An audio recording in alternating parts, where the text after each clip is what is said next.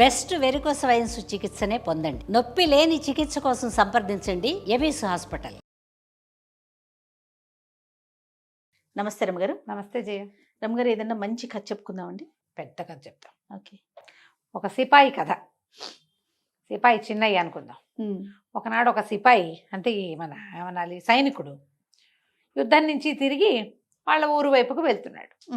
అక్కడేం పెద్ద వ్యవహారం లేదు, ఊళ్ళో ఏదో సొంత ఊరని వెళ్తున్నాడు. వెళ్తుంటే ఆ దారిలో ఒక భూతం చూసింది. వీడు ఒంటిగాడని తెలిసింది. ఎవరితోటి లేరు, ఎవరు లేరు, గుంపుగా ఉంటే వాళ్ళని పట్టుకోవు భూతాలు దయ్యాలు అవి. సరే వీడిని చూసి ఒక ముసలమ్మ వేషం వేసుకుని వీడి దగ్గరకు వచ్చింది. ఏరా అబ్బాయి, బాగా సంపాదించుకొస్తున్నావా అని అడిగింది. ఏం సంపాదన మా అమ్మ, ఏదో 10 రూపాయలు, ఇక్కడ ఉన్ననాళ్ళు అన్నం వెళ్తుంది, మళ్ళీ పిలిపొస్తే మళ్ళీ వెళ్ళి మళ్ళీ అక్కడ తింటాం అన్నాడు. సంపాదించుకునే మార్గాలు బోల్డ్ ఉన్నాయి రా, ఏదో ఒకటి చెప్పు చూద్దాం అన్నాడు. చెప్పడానికి ఏముందిరా, నీకు ధైర్యం ఉందా అని. బోల్డ్ ధైర్యం ఉందన్నాడు. సాహసం ఉందా అని. అబ్బో అసలు దానికి కొదవే లేదన్నాడు. జంకు గొంకు లేకుండా పని చేస్తావా అని. జంక గొంక మనకేం జంకు, మనం యుద్ధంలో వచ్చాంగా, మనకు అట్లాంటివేం లేవన్నాడు. అయితే ఓ పని చెయ్యి, నేను నీకు ఒక సలహా చెప్తా. ఇక్కడ ఒక చెట్టును చూడండి, ఒక పెద్ద చెట్టు. ఆ చెట్టు పైనంతా పోయింది, పై భాగం అంతా అట్లా పైకి ఉండి ఇట్లా తొర్రలేము దానికి. ఈ తొర్రలోకి నడువుకు తాడు కట్టి దింపుతా. ఇది చెట్టు కాదు, ఇది లోపలికి వెళ్ళే మార్గం. భూ వివరణలోకి వెళ్తుంది అది, అంటే భూమిలోకి వెళ్ళిపోతుంది. లోపలికి వెళ్తే ఒక పెద్ద హాలు. ఎంత పెద్ద హాలో, దాంట్లో ఒక వరుసగా గదులు ఉంటాయి. మొదట ఒక పెద్ద గది ఉంటుంది. పెద్ద గదిలో బల్ల మీద కుక్క కూర్చుని ఉంటుంది. ఆ కుక్క ఉన్న బల్లలో కుక్కను తిప్పేస్తే బల్ల కిందంతా రాగి నాణ్యాలు ఎన్ని ఉంటాయో కావాల్సినవి తెచ్చుకో. వెధవరాగి నాకు ఎందుకు అనుకుంటావా. రెండో గదిలోకి వెళ్ళు, అక్కడ ఇంకో పెద్ద బల్ల ఉంటుంది. ఆ బల్ల మీద ఇంకో పెద్ద కుక్క ఉంటుంది. ఆ కుక్కను లైన్లో పెట్టి తీసుకుంటే దాని కింద అన్ని వెండి నాణ్యాలే. గుప్పెళ్ళు పట్టినని తెచ్చుకో, బట్టలు పట్టినని తెచ్చుకో, ఎన్ని మోయగలితే అని తెచ్చుకో. చిచ్చి దిక్కుమాలి వెండి నాకెందుకు అనుకుంటావా, అది కూడా బారేసి. మూడో గదిలో ఇంకో పెద్ద కుక్క ఉంది. అది కూర్చున్న బల్ల కింద బంగారపు నాణ్యాలు ఉన్నాయి. అంటే కుక్కలు ఊరుకుంటాయిటమ్మా, ముసలమ్మ నువ్వు బలేదానివి అన్నాడు. దానికే ఉందిరా, ఇదిగో నీలం రంగు తివాసి తీసుకెళ్ళు. నువ్వు లోపలికి వెళ్ళాక కుక్క నీకేసి చూస్తుంది, భయంకరంగా చూస్తుంది. తివాసి పరిచేసి కుక్కనెత్తి దీని మీద కూర్చోబెట్టు. అది నేనేం చేయదు, ఏం తీసుకున్నా అది నిన్నేమందు. తివాసికి కుక్కకి లింక్. అయితే సరేనన్నాడు. సరేనన్నాక తాడు కడతానే నడువుకు తాడు కట్టింది, దింపబోయింది అందులోకి. వాడు అందులోకి ఎక్కి ఆ పైకి ఎక్కి దిగబోయాడు. దిగబోయాక అన్నాడు, అది కాదు మా అమ్మ, దారిపోయే దానయ్యను నేను, ఊళ్ళోకి పోయే పెద్దమ్మవి నువ్వు, నాకు ఇంత డబ్బు కట్టపెట్టడానికి నీకు ఎందుకు అనిపించిందో చెప్పు, నీకెంత వాటా కావాలి అందులో. నేనేం తెస్తే అందులో నువ్వు వాటా అడిగితే అవన్నీ కుదరవు, ముందే చెప్పాలి. నువ్వు ఎంత వాటా అనేది చెప్తే దాని ప్రకారం తీసుకొస్తా. తర్వాత వాటాలు పేచి పెట్టి ఆ డబ్బులు లాగేసుకుని వాళ్ళ చుట్టుపక్కల వాళ్ళకి పట్టించి వ్యవహారాలు మనతో కుదరవు. నేను అసలే సిపాయిని, మన దగ్గర కత్తిడాలు కూడా బాణాలు కూడా ఉన్నాయి అన్నాడు. ముసలమ్మది, డబ్బులు నాకెందుకురా ముసిల్దాన్ని, ఇది వరకు మా అవ్వ అంటే ఈవిడికి ముత్తావట, ఈ గోతులోకి దిగి అలా అవన్నీ చూసి మా ఇంట్లో ఉండే చెకుముకు రాయిని అక్కడ వదిలిపెట్టి వచ్చింది. చెకుముకు రాయి అంటే ఏమిటి, నిప్పు వెలిగించుకునే రాయి. వచ్చేస్తుంటే బల్ల మీద కనపడుతుంది నీకు. అది వెనక్కి తిరిగి వచ్చేటప్పుడు ఒక బల్ల ఉంది, చిన్న బల్ల, దాని మీద ఉంది. ఆవిడ జ్ఞాపకార్థం లేదని బాధపడుతున్నాను నేను. ఎవడైనా సాహసం ఉన్నవాడిని పంపిస్తే వాడికి కావాల్సింది వాడు సంపాదించుకుంటాడు, నా చెకుముకు రాయి వస్తుందని నువ్వు ఒంటిగాడివి సాహసివి అని నిన్ను దింపుతున్నానంది. అంతే కదా, చెకుముకు రాయి సరేనన్నాడు. ఆవిడ ఒక తివాసి చుట్టి చంకలు పెట్టింది వీడికి. తివాసి పుచ్చుకుని దిగాడు. దిగి ఎంత లోతో, తెగ లోతు దిగాక ఒక పెద్ద కట్టడం లాంటిది కనపడింది. అందులోకి లోపలికి వెళ్ళేసరికి మెట్లు ఎక్కాడు. లోపలికి వెళ్తే బ్రహ్మాండమైన హాలు, అంతా నడవాలాగా ఉంది. ఎడం చేతి వైపున గదులున్నాయి. సరే ఏం చేశాడు వీడు, మొదటి గది తలుపు తెరిచాడు. పెద్ద బల్ల, అదేమిటి ఓపెన్ చేస్తే తెరుచుకుంటుంది. దాని మీద ఒక్కొక్క ఇట్లా మోహరించి కూర్చున్నది. బంతులంతేసి కళ్ళున్నాయట దానికి. కళ్ళు ఇట్లా చూస్తుంది. ఈ కుక్కను చూసరికి కుక్క బెదిరొచ్చింది.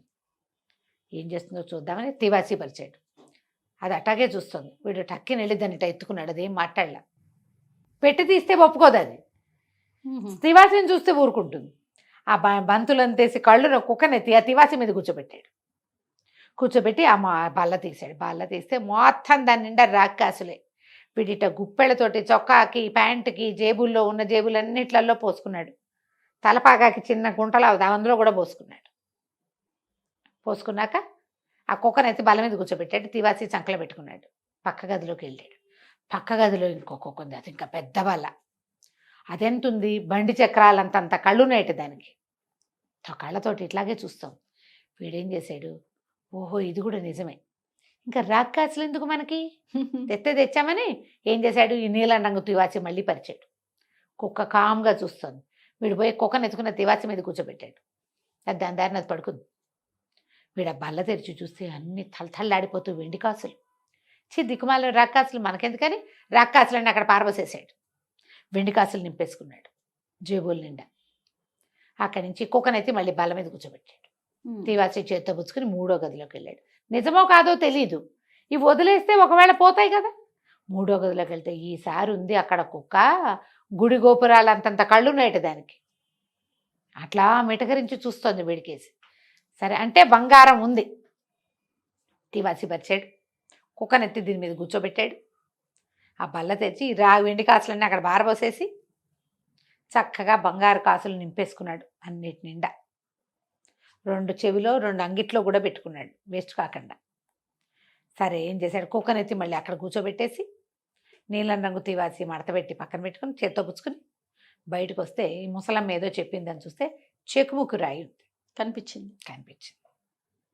సరే పైకి లాగు అవ్వ లాగన్నాడు. చెకుముకు రాయి జేబులో పెట్టుకుని ఈ నడవ అంతా నడిచి బయటికి వెళ్ళి ఎక్కడి నుంచి తనకి తాడు కట్టిందో అక్కడ నిలబడి, ఓ అవ్వ బయటికి పైకి లాగు నన్నంటే ఆ అవ్వ పైకి లాగింది. లాగాక బయటకు వచ్చాక వీడు ఏం తెచ్చుకున్నావురా అంది. బంగారమే తెచ్చుకున్నాను, ఇదిగో నీ తివాసి అని తివాసి చేతిలో పెట్టాడు. ఆ చెకుముకు రాయిని అటు ఇటు తిప్పాక అన్నాడు, అలాంటి అత్యద్భుతమైన ప్రదేశంలోకి మీ అవ్వ ముసలిది వెళ్ళటం ఏమిటి, అది అక్కడ వదిలేసి రావటం ఏమిటి, నువ్వేమో జ్ఞాపకార్థం ఉంచుకుంటానని చెప్పటం ఏమిటి, ఇందులో ఏదో మతలబు ఉంది, అదేమిటో చెప్పన్నాడు. ఈవిడ ఒప్పుకోలే ముసలిది. ఏమీ లేదురా, మాకు అది కావాలంతే. అంటే దీంతో ఏం వస్తుందో చెప్పమంటాడు. ఏమీ రాదంటుంది ముసలిది. వాగ్యుద్ధం పెరిగింది. ఈ సిపాయి అప్పుడే యుద్ధం నుంచి వచ్చాడు కదా, కొంచెం ఉద్రేకంగా ఉన్నాడు. కత్తిపుచ్చి విసిరేశాడు మా అమ్మని. అయ్యో, ఆ మెడ కాస్త తెగిపోయింది. ముసలిది కింద పడ్డం ఏంటి, దాని భూతం రూపం దానికి వచ్చింది. ఓహో ఇదేదో భూతం నన్ను ఏదో మాయ చేద్దామనుకుంది, ఈ డబ్బంతా కొట్టేయడానికి ఎత్తేసిందేమో, ఈ చెకుముకరాయి నేను ఎందుకు ఇస్తాను, నా దగ్గరే ఉంచుకుంటాను అని చెప్పి దాన్ని జేబులో వేసుకుని ఈ బంగారం గుప్పెళ్ళు తెచ్చుకున్నాడుగా, ఆ గుప్పెళ్ళతోటి వెళ్ళిపోయాడు. వెళ్ళి ఈ అడవంతా దాటాక ఒక మంచి ఊరు వచ్చింది, పెద్ద పట్టణం. ఆ పట్టణంలో ఒక సత్రంలో గది తీసుకున్నాడు. హాయిగా తిన్నాడు, తాగాడు. అంతకుముందు వీడికి భోజనానికి సరిపడా డబ్బే ఉంది వాడి దగ్గర. ఇప్పుడు బంగారం ఉండేసరికల్లా కొత్తగా డబ్బులు వస్తే ఎలా ఉంటుంది, ఆగలేకపోతారు. ఇక మళ్ళీ రాదు. ఎందుకంటే ఆ లోపల దించేవాడు తీసేవాడు లేడు. ఆ నీల రంగు తివాసి లేకపోతే కుక్కల్ని హ్యాండిల్ చేయలేం. తివాసి మామతో పాటే వెళ్ళిపోయింది, కాలిపోయింది. అది ఏం చేయలేడు దాన్ని. దాంతో వీడు డబ్బులు యథేచ్ఛగా వాడేసుకున్నాడు. ఎంత యథేచ్ఛగా ఖర్చు పెట్టుకున్నాడో.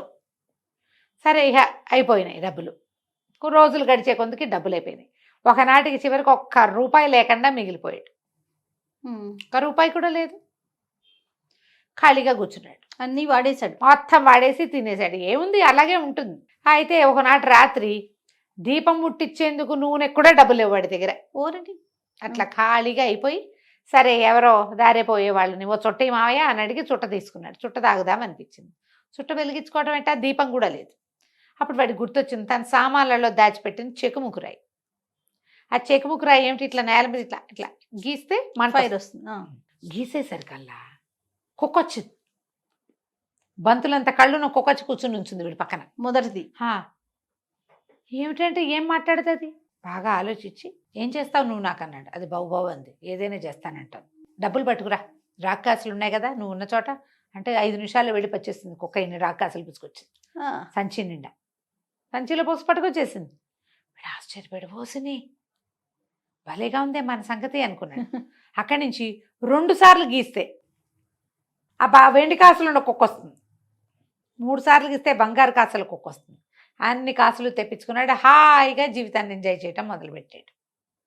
సరే ఏమైంది, ఒకనాడు ఎక్కడో ఒక చోట పార్టీకి పిలిచారు. వీడి దగ్గర బాగా డబ్బులు ఉన్నాయి కదా, డబ్బులున్న వాళ్ళని పిలుస్తారు పార్టీలకి. ఈ పార్టీకి వెళ్ళేసరికల్లా పార్టీలో రాజకుమార్తె ఎంత అద్భుతమైన సౌందర్యవతో చెప్పుకున్నారు. ఓసారి ఎట్టగైనా ఆ అమ్మాయిని చూడాలనిపించింది. ఏదో సందర్భంలో ఫ్రెండ్స్ తోటి ఈ తాగుబోతులు జూదగాళ్ళు వాళ్ళందరి దగ్గర రాకుమార్తెను చూడాలి, ఏ సందర్భంలో చూడొచ్చు అని అడిగాడు. ఆవిడని ఎక్కడ చూస్తావోయ్ నువ్వు, వాళ్ళ నాన్న ఏం చేశాడో తెలుసా, ఒక రహస్య ప్రదేశంలో దాచిపెట్టాడు ఆవిడ్ని.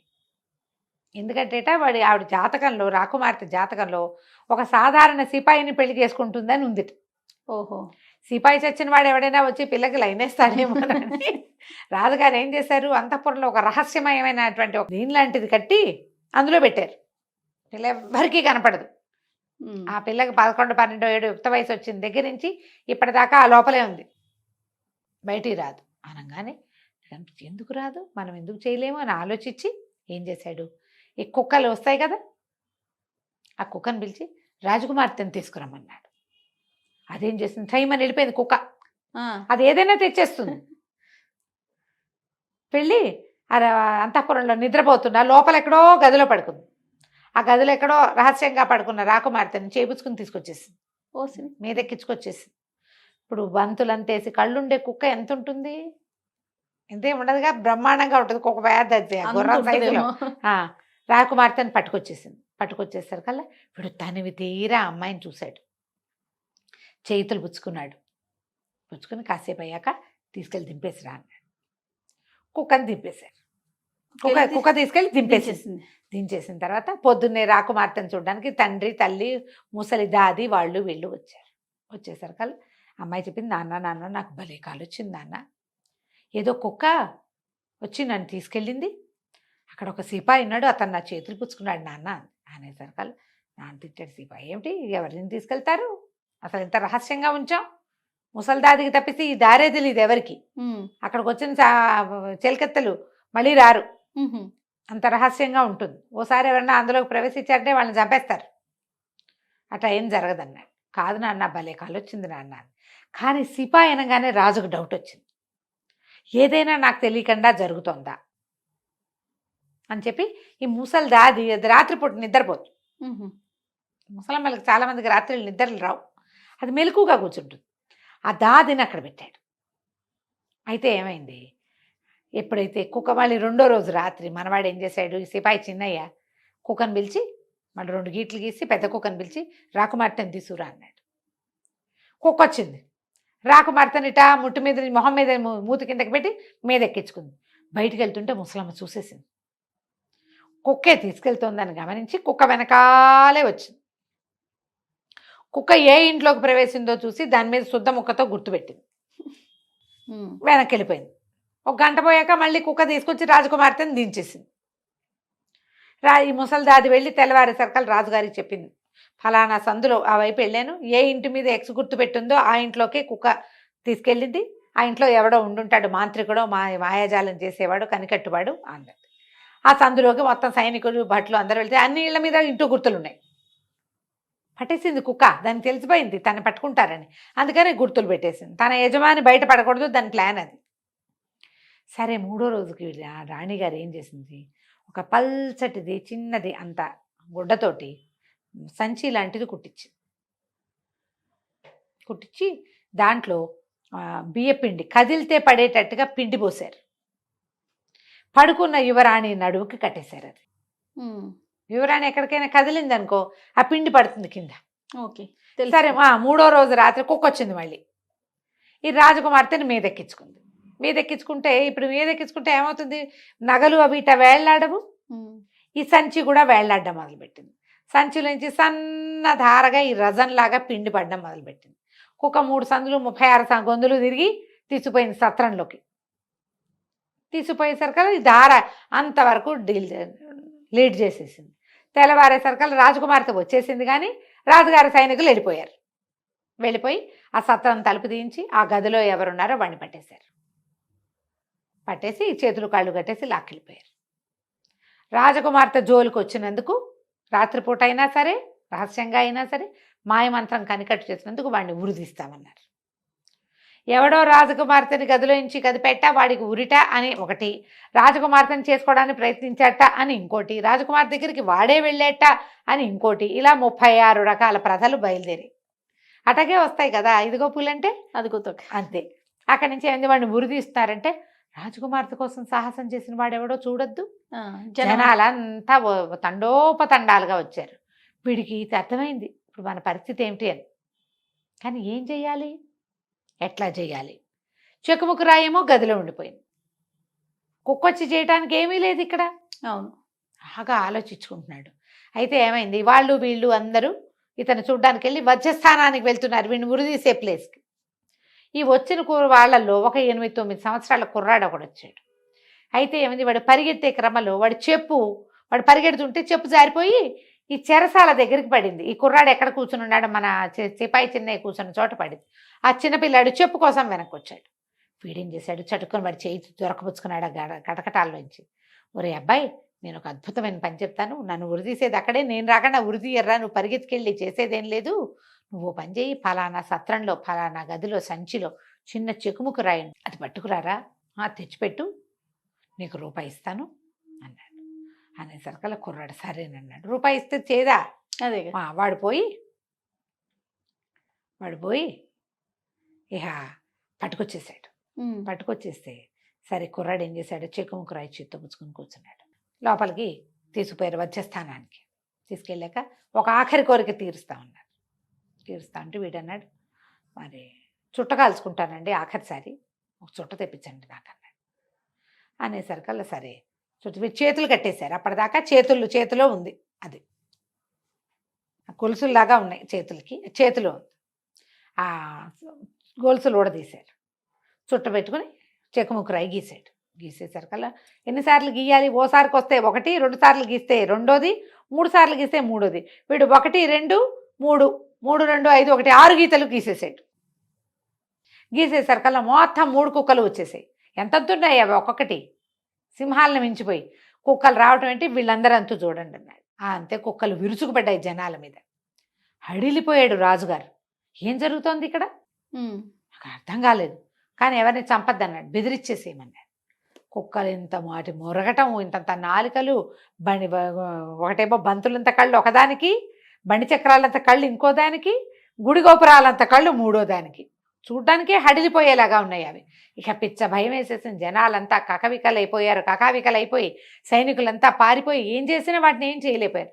రాజుగారు ఆగు ఆగు ఆగు, నీ కుక్కల్ని ఉపసంహరించు, ఏం చేస్తున్నావు నువ్వు అని కేకలు పెట్టేసరికల్లా అప్పుడు మళ్ళీ వీరేం చేశాడు, వాటిని వెనక్కి పిలిచి